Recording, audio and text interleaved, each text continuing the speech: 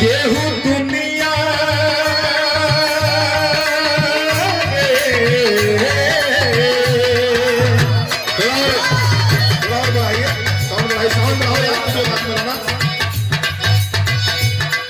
केहू दुनिया धीरे धीरे केहू दुनिया में नहीं खे तोहरा सिवा हो तोहरा सिवा प्यार में नहीं थी गोरी हमने वफा हो हमने वफा केहू दुनिया में नहीं खे तोहरा सिवा हो तोहरा सिवा प्यार में नहीं थी बात भैया एकदम बड़ा मीठा है मीठा मीठा चाहे बतिया तू माना चाहे मत माना हो चाहे बतिया तू माना चाहे मत माना हो मत माना हो प्यार में नहीं थी गोरी हम बेवफा हो हम बेवफा बहुत धन्यवाद।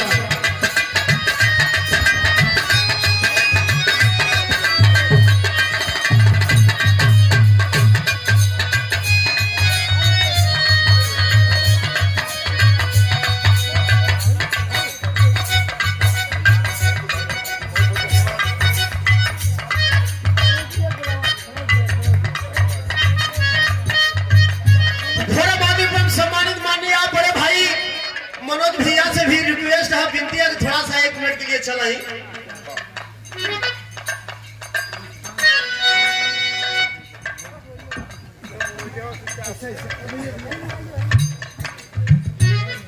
इसी में उंगली लाइन काटे हम लोग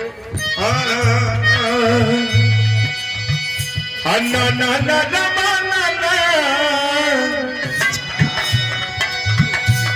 वही है चाल मत पढ़ाइए वही भाव है क्या बात है। बड़े भैया मनोज भैया जी आ गए हम चाहेंगे जोरदार ताली भैया के लिए बजा दीजिए हम लोग और बड़ा ही अच्छा लग रहा है आज हमारे गार्जियन सुरूर बड़े भैया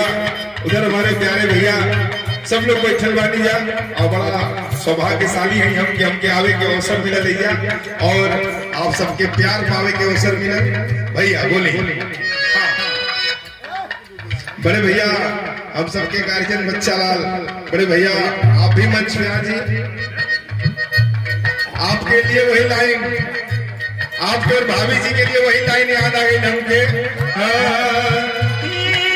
कि बड़ा निक लागेला मुझी के बोलिया बड़ा निक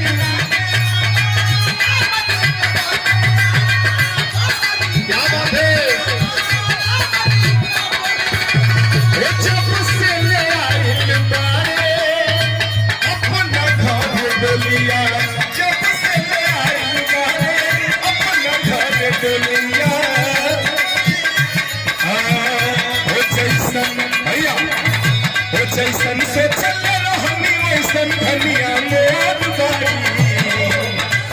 हो जैसन से चल रहनी वैसन धनिया मोर बारी सावन लगोर बारी हो जैसन से चल रहनी वैसन धनिया मोर बारी सावन लगोर बारी हो थोड़े छरहर पापड़ बा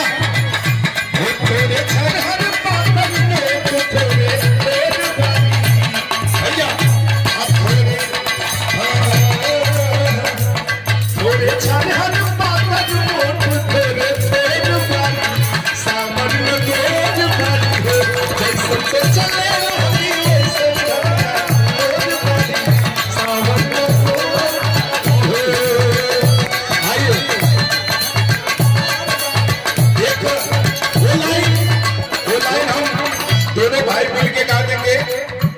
इसको डिजाइन